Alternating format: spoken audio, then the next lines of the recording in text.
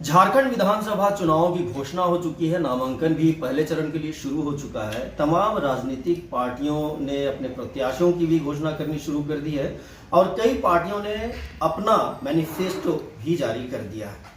आज हमारे साथ हैं भारत संपूर्ण क्रांति पार्टी के राष्ट्रीय संयोजक मनोज कुमार जी और पार्टी ने भी अपने घोषणा पत्र को जारी कर दिया है। मनोज जी, आप लोगों ने अपने घोषणा पत्र को जारी कर दिया है क्योंकि झारखंड विधानसभा का चुनाव है। क्या प्रमुख चीजें इस मैनिफेस्टो में झारखंड के लिए? देखिए, हमारी पार्टी संपूर्ण भारत क्रांति पार्टी पूरे देश में चुनाव लड़ेगी और अभी झारखंड के लिए जो हम लोग फोकस कर रहे हैं और महाराष्ट्र में, तो झारखंड में भी हम लोग 81 सीट पे लड़ रहे हैं और महाराष्ट्र में भी 288 सीट पे। हमारी पार्टी का पहला मैनिफेस्टो का जो मुख्य मुद्दा है वो है देश में लोकतंत्र जो राजतंत्र में बदल गया है उसे पहले लोकतंत्र के रूप में स्थापित करना। इसके लिए हम लोग अपने विधायकों को अभी से जो प्रत्याशी खड़ा हो रहे हैं उनके मन में ये बिठा रहे हैं कि आप राजशाही और ठाट बाट वाले अगर विधायक बनना चाहते हैं तो हमारे पार्टी में नहीं आए। हम लोग लंबी लंबी गाड़ियों का काफिला बंद करेंगे। हम लोग जब पहले लोग चलते थे 5 लाख के एम्बेसडर कार में भी मंत्री, आज करोड़ों रुपए की गाड़ी की आवश्यकता नहीं है। दूसरा, हम लोग एक सबसे बड़ा बदलाव लाना चाह रहे हैं वो ये कि जो नेता मंत्री बन जाते हैं अपने को राजा समझते हैं, वो इस मानसिकता को बदलें और घर में या ऑफिस में जो लगाते हैं जनता दरबार, वो अब नहीं चलेगा। वस्तुतः देश का मालिक हमारी जनता है। तो हमारी पार्टी का एक ही स्लोगन है, वो है देश का वास्तविक मालिक आम जनता को बनाना है। इसके लिए हम लोग सेवक दरबार लगाएंगे, जनता दरबार को खत्म करेंगे। हमारे विधायक आवासीय कार्यालय में नहीं बल्कि प्रखंड में अलग अलग सप्ताह में जाएंगे और सेवक दरबार में वहां उपस्थित होंगे। वहीं पे बीडीओ सीओ जो कर्मचारी है सबको बुलाया जाएगा। किसी का क्या समस्या है फैसला ऑन द स्पॉट होगा। अगर किसी का मान लीजिए कहा हमारा रसीद नहीं कट रहा है म्यूटेशन का, कौन सा कर्मचारी है, चलो इनका रसीद अभी काटो। इस तरह से क्या होगा कि जो हमारे मालिक हैं आम जनता, उनको रियल में उनका अधिकार मिलेगा। हमें लगता है हमारे देश में चुनाव होता है और जो भी रणनीति बनाई जा रही है ये सारी नीतियां नेता अपने लिए बनाते हैं, जनता के लिए नहीं बनाते हैं। उदाहरण के तौर पे टोल टैक्स पे किसको छूट मिलती है?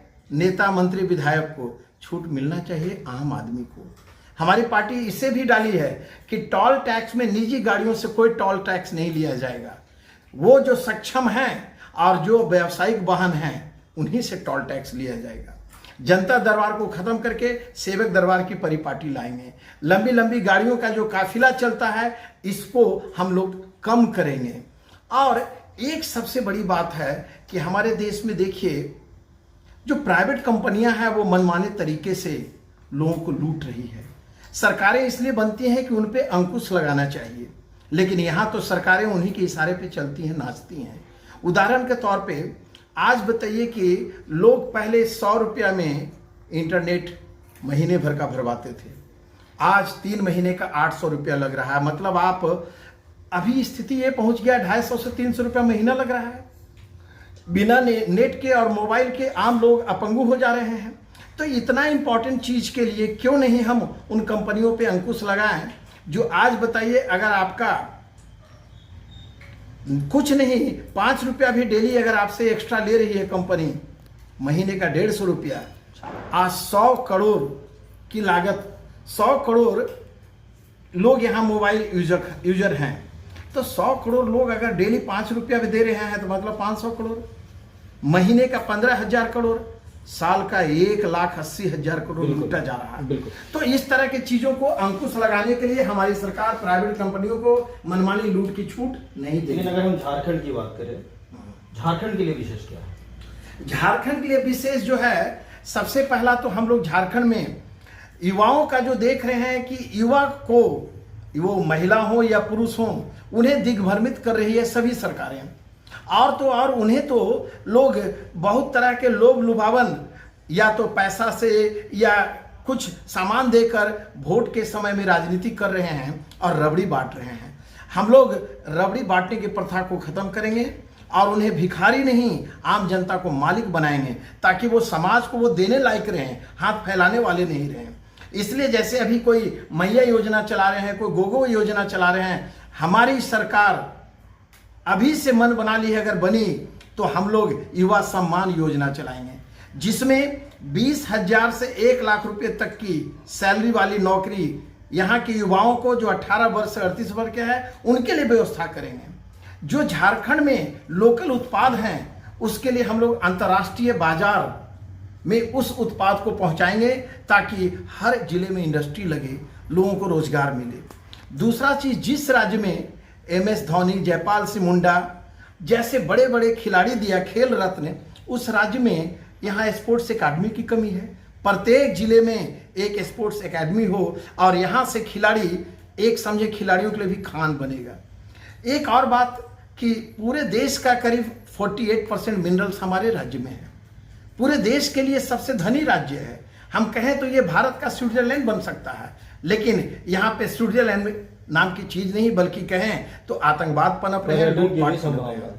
पर्यटन की इतनी संभावनाएं हैं कि प्रकृति की गोद में झारखंड बसी हुई है। तो पर्यटन और खनिजों को सही ढंग से अगर हम यहाँ पे झारखंड के स्तर से सोचें, यहाँ के लोगों के हिसाब से योजनाएं बनाएं, तो शायद झारखंड को स्विट्जरलैंड बनने में देरी नहीं रहेगा। सिर्फ कमी है तो राजनीतिज्ञों के सोच में। क्या लगता है आपको, बड़ी बड़ी राष्ट्रीय पार्टियां हैं, गठबंधन भी बने हुए हैं, इंडिया गठबंधन है, क्या लगता है आपको कि आपकी पार्टी कितना इनके बीच में मुकाबला कर पाएगी? देखिए, हमारी पार्टी राजनीति नहीं करना चाह रही है। राजनीति तो एक बहाना है, असल में क्षेत्र का समस्या सुलझाना है।